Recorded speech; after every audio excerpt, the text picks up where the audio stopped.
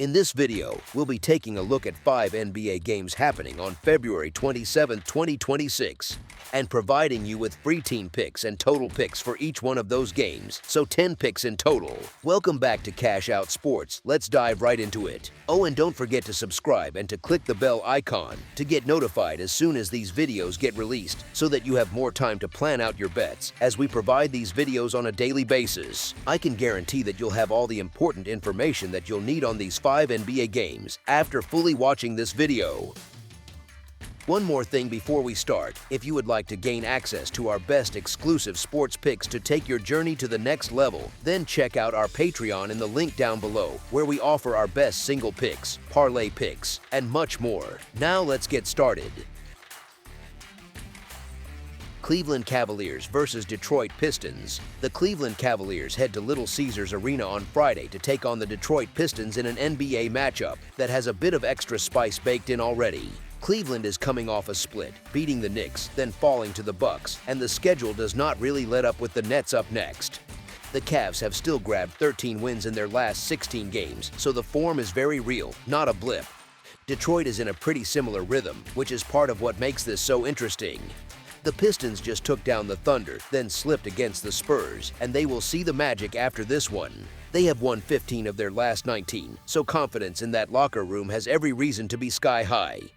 That win over Oklahoma City really poured gasoline on the public love for Detroit. In the showdown of the two teams with the league's best records, the Pistons handled the Thunder 124-116.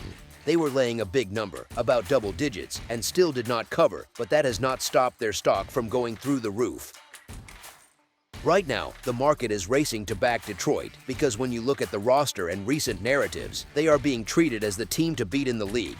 That is all story-driven, though, and while the optics are shiny, the actual betting situation is not that attractive. There is also the history between these two franchises, which you cannot just hand-wave away. Cleveland and Detroit share a long, heated divisional rivalry, and to put it politely, the two fan bases are not sending each other holiday cards. A big emotional win like the Pistons had on Wednesday makes it easy to forget that context, but it hangs over this matchup anyway. On top of that, the Thunder were banged up, so Detroit did not exactly beat Oklahoma City at full strength. So it is smart not to get carried away by one result, especially in a rivalry spot where records, recent box scores, and previous finals often stop being useful guides. Cleveland catching a modest number here signals that the market still respects how nasty this Central Division feud can get. The Cavs did just get clipped by Milwaukee on the road, so it is tempting to shrug and say they will struggle again against a top opponent. However, it is just as reasonable to think they may have been looking ahead to this game, which has more emotional weight for them. Their offense has enough punch to hang with Detroit for 4 quarters, and if the perimeter attack is sharp, Cleveland has a very real path to winning this outright, not just keeping it close. As our first pick for this matchup, the Cleveland Cavaliers to cover the spread as underdogs is our full game side pick. Cleveland is putting up 119.5 points per game on 47.7% shooting, while giving up 115.1 points on 46.1% shooting. From deep, the Cavs hit 35.8% of their threes and connect on 78.1% at the free throw line. They allow opponents to shoot 37.2% from beyond the arc and pull down 44.7 rebounds per night, which helps limit second chances, even if the perimeter defense can wobble at times. Detroit sits at 117.4 points per game on 7.9% shooting and allows 109.5 points on 44% from the field. They knock down 34.9% of their three-point attempts and shoot 75.7% at the stripe. On the other end, they give up that same 34.9% from 3 and haul in 46 rebounds per game, which quietly tells you they can control the glass and slow things down when they need to. Put together, you have two offenses that can score, but also two teams that rebound well enough and guard the perimeter well enough to drag this game into more of a grind than the raw scoring averages might suggest. In a rivalry game, possessions tend to get more physical, shot selection tightens up, and coaches lean on half-court sets a bit more than usual. That kind of environment often shaves a few points off what looks like a track meet on paper, especially when both sides can clean the glass and avoid giving up endless transition chances. As our second pick for this matchup, under the projected total is our full game total pick.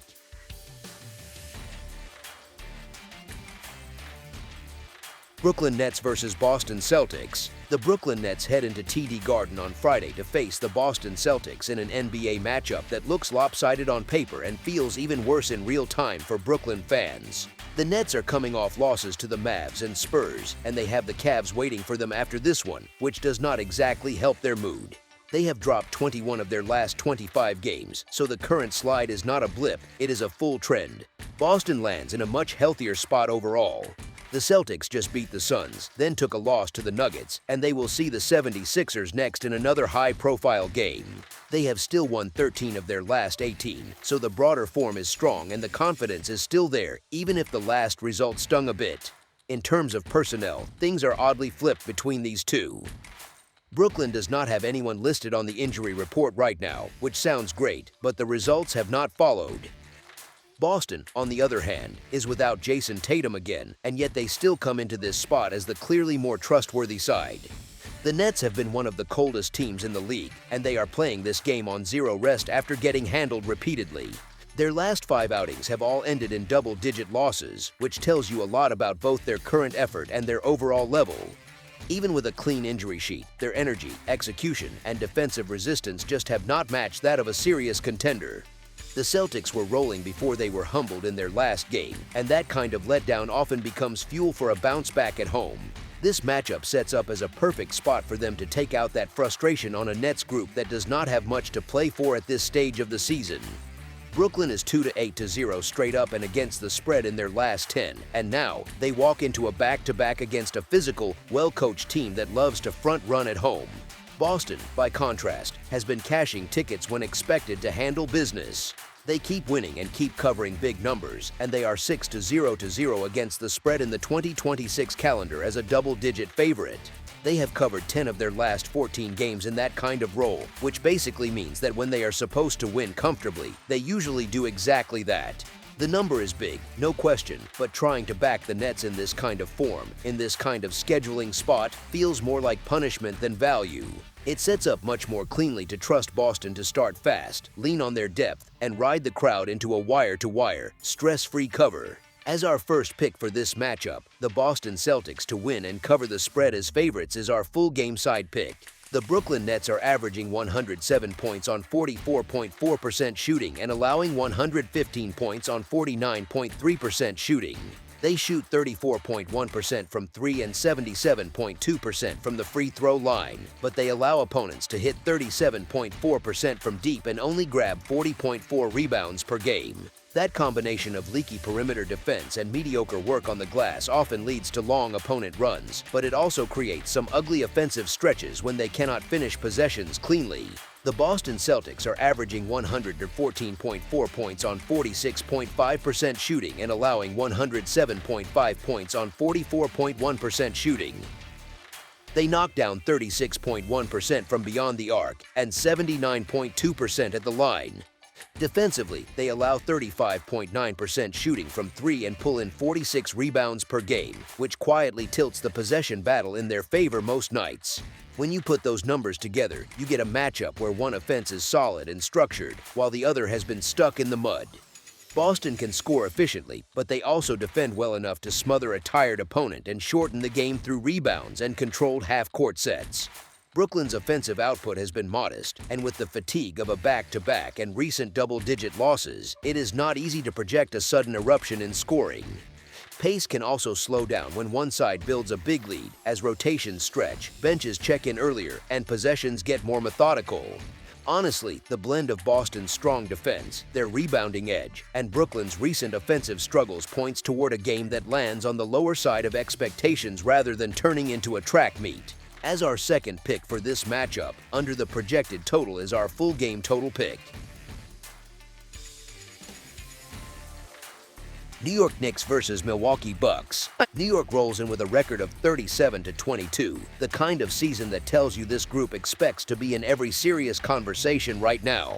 Milwaukee sits at 26-31, which sounds scrappy and dangerous, but not exactly steady. Giannis Antetokounmpo is out with that right calf issue. Taurean Prince is also out, and on the other side, Miles McBride is the only Knick on the injury list. Everyone else mentioned here is on the current roster and not on the official injury report, so the names you hear are the names that should actually be on the floor. The matchup itself feels less like a plucky underdog story and more like a test of how a real contender handles business on the road. Milwaukee still carries a big-name aura, but when you peel back the label, the underlying numbers and the eye test are not kind to their defense. They sit with a negative net rating. The defensive efficiency is sitting in the bottom third of the league, and they are giving up roughly 117 points per 100 possessions, which is a mouthful that basically means they are leaking points at a steady clip. The recent stretch of wins looks fun on the surface, but a lot of that has leaned on shot making from the supporting cast just to keep games in coin flip range rather than real control. Now, without Giannis and without Prince, that same supporting cast has to carry a much bigger load on both ends, and that is where the cracks start to matter. Kyle Kuzma, Bobby Portis, Miles Turner, Kevin Porter Jr., Jericho Sims, and the rest of this reshaped Bucks group can put the ball in the basket. Nobody doubts that. The real issue is that they have not proven they can string together tough, connected defensive possessions for an entire game, especially late. When rotations tighten and the stars are out or limited, that is usually when mismatches get hunted, switches get uncomfortable, and teams like this start giving up the exact shots they are trying to take away.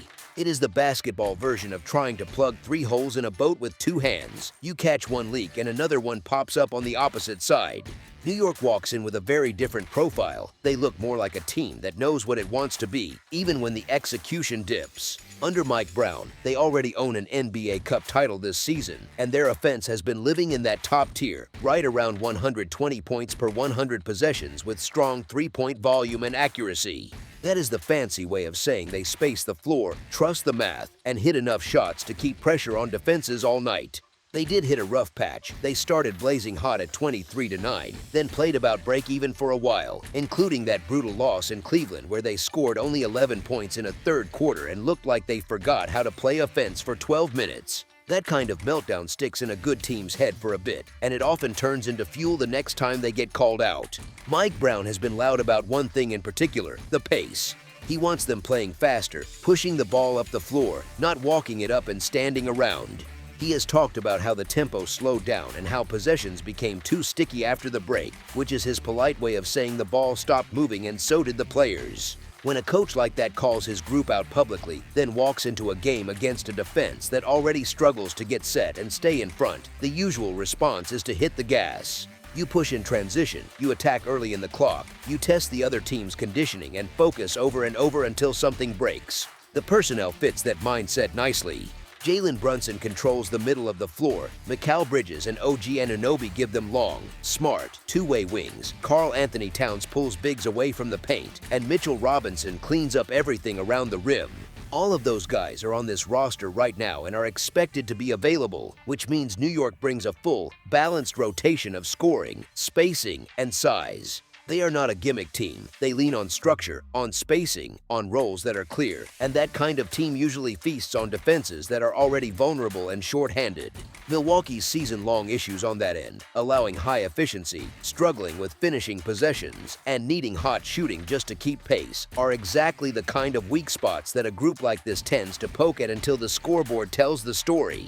There is also a little bit of the human element here, which matters more than people admit. New York has been hearing about that inconsistency, about how they might not be ready to push past teams like Boston or Detroit when it matters. Games like this one, national eyes, a big-name opponent missing its star, are the quiet tests where a veteran group shows whether it can handle expectations on an ordinary Friday night. If this version of the Knicks wants to be taken seriously at the top of the East, these are exactly the spots where they are expected to show up, lean on their structure, and keep their focus sharp from tip to final horn. As our first pick for this matchup, the New York Knicks to cover the spread as favorites is our full game side pick. You have an offense that has spent most of the year near the top of the league facing a defense that has lived near the bottom, and the styles do not exactly cancel each other out. New York's attack under Mike Brown looks very modern, spacing all over the floor, Brunson and Towns creating in the middle, Bridges and Anunoby on the wings, and shooters like Josh Hart spacing and cutting. They trust that if they generate enough clean threes and paint touches, the numbers will work in their favor across 4 quarters. The pace conversation matters here too, because when Brown pushes them to play faster, it is not just about aesthetics, it is about squeezing a few extra possessions out of every game. More possessions with their level of offensive efficiency usually means more points, even if they have a stretch or two where shots stop falling. They have had a recent lull where the tempo slid backward and things looked static, especially in that Cleveland loss where they just completely stalled in the third quarter. That stumble is exactly what has been under the microscope in New York, and when that kind of issue gets pointed out day after day, the common response is to overcorrect a little. You see guards pushing the ball more, wings running the lanes harder, bigs trailing in early actions, and suddenly the game feels a little more open. Against a defense that struggles to get matched up in transition and has trouble keeping the ball in front even when it is set, that shift can turn into a steady stream of early offense and semi-transition looks. On the Milwaukee side, the offense has an interesting personality. The overall efficiency has been in the lower half of the league, but the shooting from deep has been strong, sitting around 39% from three, which is no joke. That tells you they are taking a lot of jumpers, living with variance, and creating plenty of long rebounds. Players like Kuzma, Portis, Turner, Porter Jr., Gary Trent Jr., and Cam Thomas all like to let it fly, and they are all current parts of this roster, which makes this group naturally geared towards a more open, perimeter-heavy game. The funny twist is that long jumpers that miss often start fast breaks the other way, so even when they are cold, the pace and the scoring can still climb. Defensively, Milwaukee has been giving up more than 115 points per game and around 117 points per 100 possessions, which is a clean way of saying opponents generally get comfortable against them. That kind of profile does not usually produce a lot of rock fights. Instead, you see games where both teams find a rhythm, where one run is answered by another, and where the scoreboard never really feels safe, no matter how big the lead gets. Recent results have reflected that Bucks games have leaned toward higher totals, especially at home, and more often than not the final scores have landed on the higher side compared to the market expectations. The Knicks, for their part, sit roughly around even when it comes to higher or lower totals on the season, which makes them a nice neutral dance partner for a leaky defense. There is also a bit of extra emotion baked into this one, and that usually matters in how aggressively teams play on offense. New York is coming off that ugly stretch, including the meltdown in Cleveland, and the narrative around them has been about their inconsistency and whether their offense can hold up under real pressure.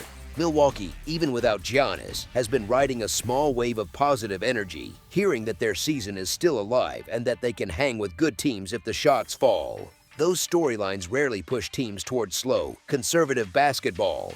They usually push players to lean into what they do best, which here means New York trusting its offensive structure and Milwaukee leaning into its shooting. So you get one side looking to prove that its high-powered offense can answer critics with a strong response, and the other side trying to show that its recent surge of scoring is not a fluke. That kind of shared agenda often turns into pace, shot volume, and a game flow where both teams spend most of the night in the triple digits. With a top-tier scoring attack trying to ramp the tempo back up and a defense on the other bench that has struggled all season, plus a home team that naturally gravitates toward threes and quick shots, this sets up as the type of matchup where runs pile up and the scoreboard gets quite a workout. As our second pick for this matchup, over the projected total is our full game total pick. Memphis Grizzlies versus Dallas Mavericks. The Memphis Grizzlies visit the Dallas Mavericks at American Airlines Center on Friday night in a matchup of two teams trying to steady the ship after rough stretches. Memphis is coming off losses to the Warriors and Kings, with the Pacers on deck next on their schedule. The Grizzlies have dropped 7 of their last 8 games, so confidence is not exactly overflowing right now. Dallas is not exactly rolling either. The Mavericks just beat the Nets, then fell to the Kings, and they have the Thunder waiting for them after this one. They have lost 11 of their last 13, which makes this feel more like a battle of who can stop the bleeding first than a clash of contenders. Both teams are dealing with long injury lists that read more like a preseason rest day than a regular season push. Memphis is still without Ja Morant, Kentavious Caldwell-Pope, Cedric Coward, Brandon Clark, and Santi Aldama, which strips away a lot of their top-end talent and depth. Dallas has ruled out Cooper Flagg, Kyrie Irving, P.J. Washington, and Daniel Gafford again, so they are in a similar situation with key pieces stuck on the sideline. If you just glance at their records and those injury reports, these two squads look pretty evenly matched, which is why taking the points with the Grizzlies has a certain appeal. Memphis has already beaten the Mavericks twice this season, and that kind of recent head-to-head success can tilt the mindset a bit, especially for an underdog that needs something to hang its hat on. Here is the thing, nobody is exactly excited to back the Grizzlies right now, but they do catch a real scheduling break here as the rested team. The Mavericks have an injury sheet that mirrors Memphis in a lot of ways, and they are also on the second half of a back-to-back, which tends to sap legs, especially on defense. We just watched Dallas lose to the Kings while giving up 130 points, so the idea of turning around and laying 5 points with them the very next night feels like a stretch. It is a fair question to ask why you would trust that same group to win by margin with the same injury concerns and extra fatigue baked in. For what it is worth, the Grizzlies have taken 8 of the last 10 meetings against the Mavericks, which reinforces the idea that this matchup has been kind to them historically. As our first pick for this matchup, the Memphis Grizzlies to cover the spread as underdogs is our full game side pick. The Memphis Grizzlies are averaging 115.4 points on 46% shooting and allowing 118.1 points on 47.2% shooting.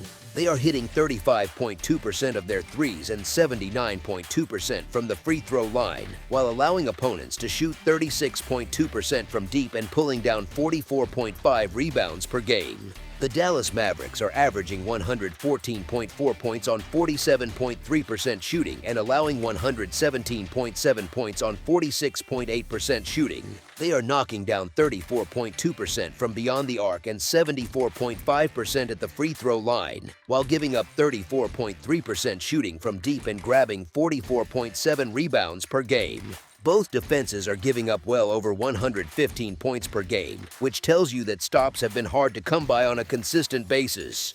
The shooting numbers on both sides are solid, and neither team has a dominant, smothering interior presence at the moment with so many front court injuries. That combination often leads to long stretches where the offenses trade scores and the game leans into pace rather than physical half-court grind. Memphis can score efficiently enough when their perimeter shots are falling, and Dallas, even short-handed, still has enough offensive talent and ball handling to create good looks and keep the scoreboard moving. Given how frequently both teams have been allowing high totals, it is easier to expect defensive breakdowns than a sudden shift into a slow, low-scoring slugfest. Fatigue for the Mavericks on a back-to-back can also show up more on defense than on offense, which usually benefits the overall scoring environment. As our second pick for this matchup, over the projected total is our full game total pick.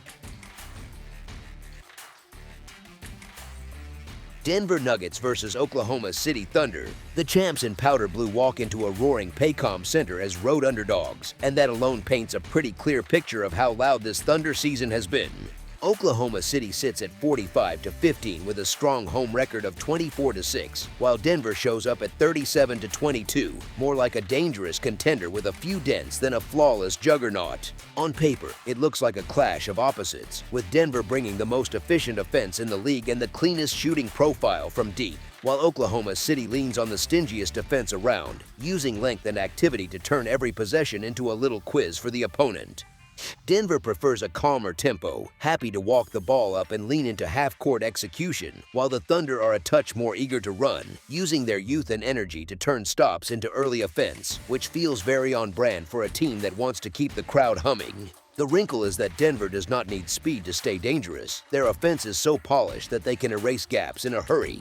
And that matters when you are talking about a matchup where the line gives one team a pretty generous cushion.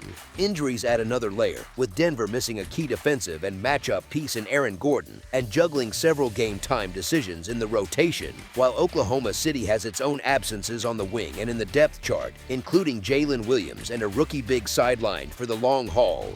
That kind of imperfect health on both sides can tilt things slightly toward the group that already knows how to win ugly, and Denver fits that description, especially after a recent stretch where they reminded everyone they can explode for a scoring avalanche against Portland, compete in a loss at Golden State, and then grind out a statement win against Boston. Both sides have been a bit shaky against the number lately, not exactly a picture of consistency, which actually makes a large underdog tag feel even more interesting because you are asking one team to not just win, but control the style and margin for a full 48 minutes against the league's most efficient attack that still carries playoff scars from getting sent home by this same opponent last spring. In a spot where the market treats Denver almost like another victim of the new Oklahoma City wave, the combination of elite shot making, experience, and the very real chance of a late push if the home team eases off the gas makes the road side more appealing to keep this game inside that hefty number. As our first pick for this matchup, the Denver Nuggets to cover the spread as underdogs is our full game side pick. The number the books have set on the total sits high enough to make people pause, but not so high that you can dismiss it, especially when you remember what these two offenses have already shown this season. Denver's attack works like a cheat code, built around efficiency, smart spacing, and the kind of three-point shooting that can turn an ordinary night into a track meet. And that recent 157-point outburst on the road is the sort of thing that sticks in bettors' minds for weeks. Oklahoma City is not far behind on that side of the ball, ranking near the very top in offensive efficiency while also holding the best overall scoring margin profile. And when they get rolling, they do not just nudge teams out of the way, they run them off the floor. The Thunder defense thrives on turning passes into pressure moments, living in passing lanes and turning mistakes into easy points, while Denver's offense likes to answer with patience, cutting, and simple reads that punish overhelp, and that tension often leads to long stretches where both teams are forced to raise their scoring just to keep from getting buried. Season scoring patterns reflect that, with Denver games often landing in the kind of totals that feel more like track meets than half-court rock fights, and Oklahoma City contests settling in just a notch lower but still very much in the high-scoring neighborhood. So when you blend those tendencies together, the expectation naturally leans toward a game where buckets come in bunches rather than drips. Both teams are also missing the sort of versatile wings you would want on the floor if your goal were to slow things down, with Aaron Gordon and Jalen Williams sidelined, and those are exactly the profiles that absorb tough assignments, plug gaps, and help turn fast breaks into simple stops. When those players are out, rotations tighten, legs get a little more tired, and coaches sometimes lean more into what their stars already do best, which in this case means trusting high-level shot creation and letting the offenses breathe a bit more. Layer in the emotional side, with Denver carrying the memory of last spring's exit and looking to send a message that they are still very much a threat, and Oklahoma City wanting to protect its home floor and show that the new era is not a fluke, and you get the kind of competitive pride that usually favors high effort on the offensive end from both groups for all four quarters. In a matchup where both teams have every reason to push the pace at times, lean into their scoring strength, and live with a few defensive breakdowns, a points-heavy script feels more likely than a slow, grinding chess match. As our second pick for this matchup, over the projected total is our full game total pick. That's all for now, so if you have any other games you would like reviewed, then leave a comment down below with the game you would like analyzed, subscribe to our channel, leave a like on this video, and we'll get to it as soon as we possibly can. We would also love to hear your opinion on the picks presented to you in this video, whether you agree or disagree with them, so leave a comment down below and do let us know.